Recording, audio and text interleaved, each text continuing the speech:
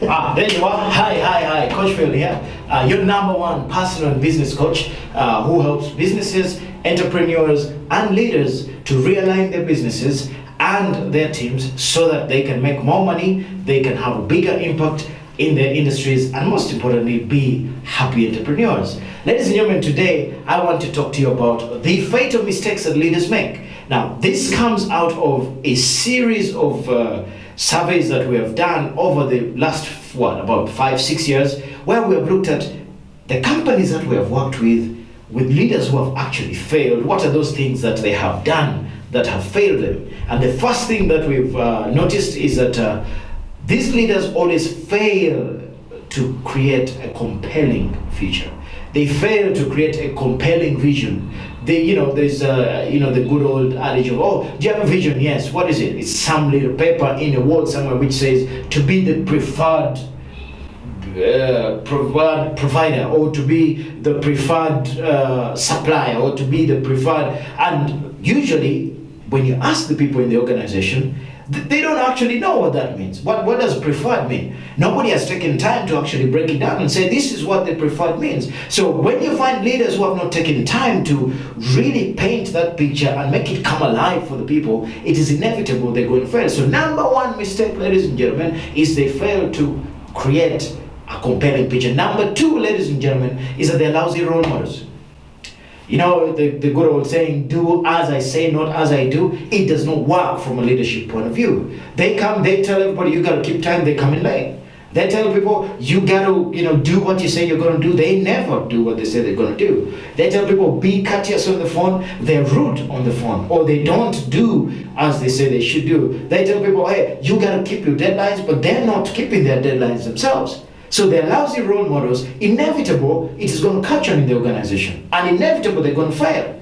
And time and time again, one of the things that I do when I'm doing leadership coaching and mentoring is I always want to say, hey, are you living what you're saying you're living? Are you doing what you say you're doing? Because if you're not, guess what? Monkey see, monkey do.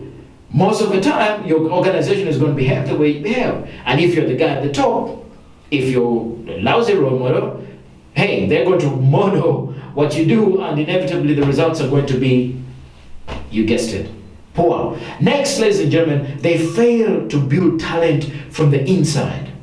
Every time they're looking to go out and get talent, Now, please don't get me wrong. Yes, you got to go and sometimes get talent from outside, but you got to find a way to build from the inside. There's two advantages to that. Number one, you have people who have come through the system. They understand, so it is quicker, it is easier.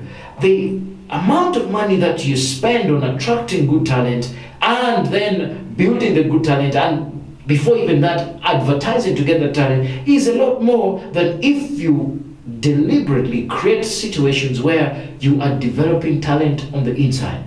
Great leaders understand that. Leaders who fail, they totally forget that. They're always saying, oh, everybody here is crap, and guess what? We are not going to be able to do anything here because the people, and then it is just, a domino effect of lack of interest on the inside, and this is usually what happens. The good talent leaves. And then they've got to go and get more, and then the good talent leaves. Some people will come in. In fact, one time, one of those organizations, I asked a young salesman who had just come in, I said, hey, so tell me, what is your story, why are you here? And he said, hey, you know what? I'm only here to get it on the CV because it's a great company. If I have it on the CV, I'm out of here. I said, why? He said, well, as long as I get what I want, I don't think that there's any way for me to develop here.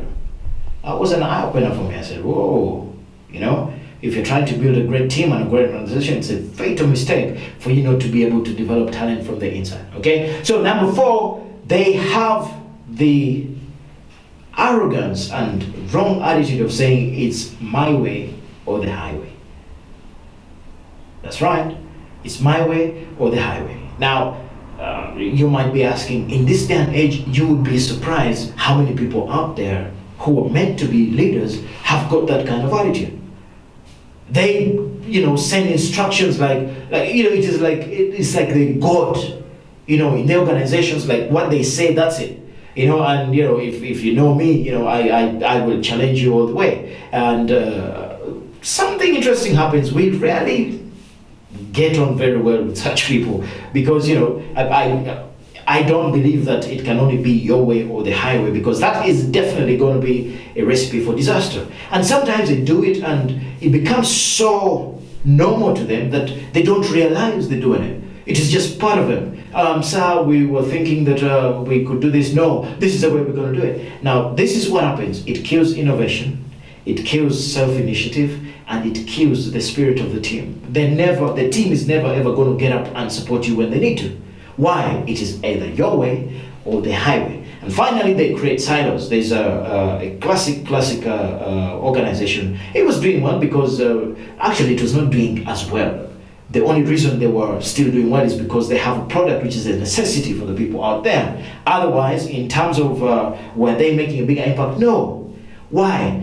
This particular leader had created silos. There was, his people, and then there were the other people, and then there were those who were on the way out, and his people were the guys who would go out with him, or they're the people who would have the extra freebies. And it is amazing how it was so normal. Everybody knew it. They said, oh, where are you going? Oh, you're going with his people, or it is them and us. The moment that happens, boom, it is the beginning of the end. Why? It just won't work. Why? You will only get half-hearted effort from these other guys and maybe 90% from the guys. But long term, it is going to kill you. Long term, it is going to kill the business. Why? It just won't work. And then finally, ladies and gentlemen, the fatal mistake that these leaders make is they expect results without input. Classic example, I was doing a session recently. I was going to do a team build stroke beginning of a culture change program. And I spoke to the leader about 2 days before, and he said, hey man, coach, what I really need you to do is, I really need you to give these guys some stick, because, they have to start doing what they have to do. And, it's, I don't care how we do it, but, you do what you have to do. I said, what do you mean do what I have to do? What is your role? He said, no, I mean, if you do what they have to do, they have to step up. I said, have you taken time to talk to them? No, I don't have time. Really? You don't have time for performance? You don't have time to engage with your people, and you expect results? It's never going to work. They walk around and say, oh, I'm never going to do it for these guys. They're professionals. Yes, they're professionals, but they need help. They need mentoring. They need coaching. They need encouragement. They need inspiration. And that is why you have the privilege of being a leader. I tell leaders, it is a privilege. It is a blessing, because you have the ability to make a difference, not only to that person's life, but to their extended family and to the world in general. So there you go. Those are your fatal mistakes that leaders make. Please be aware of them. In the meantime, let us become better leaders so that we can go and make a better difference out there, and make a difference to our lives and the lives of this world and this nation. My name is Coach Phil, and as usual, please go down below this video, like us, comment, give us a thumbs up or thumbs down, whichever it is. We would appreciate that. Most importantly, share with everybody else, share the message. And whatever you do, live strong, live with passion, and have the audacity to live life on your terms. Thank you.